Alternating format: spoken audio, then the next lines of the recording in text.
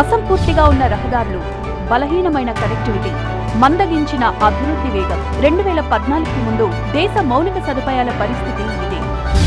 కానీ 2014 తర్వాత కాలం మారింది. దేశంలో అభివృద్ధి, సౌభాగ్యానికి కొత్త చిత్రపటం కనిపించడం ప్రారంభమైంది. राष्ट्र की भाग्य रेखाएं ये हमारी सड़कें होती हैं, हमारे हाईवे होते हैं, हमारे एक्सप्रेस वे होते हैं।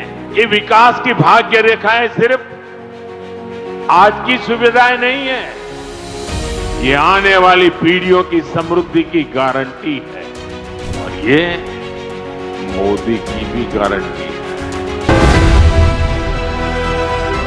ప్రధానమంత్రి నరేంద్ర మోదీ నాయకత్వంలో దేశవ్యాప్తంగా మౌలిక సదుపాయాల రంగం కొత్త ఊపందుకుంది.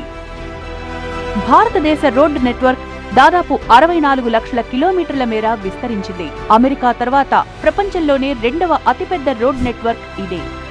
2014లో దేశంలోని జాతీయ రహదారుల మొత్తం పొడవు 91,287 కిలోమీటర్లు ఉండగా ఈ సంవత్సరం అది 1,46,572 కిలోమీటర్లకు పెరిగింది. అంతేకాదు, హై స్పీడ్ కారిడార్లు, ఎక్స్ప్రెస్ వే నెట్వర్క్ కూడా గణనీయంగా విస్తరించి ప్రస్తుతం 3,644 కిలోమీటర్లకు చేరుకుంది.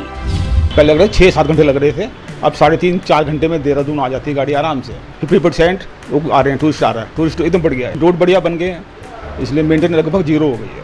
तो हमें भी फायदा है, देहरादून वासियों को सबको फायदा हो रहा है।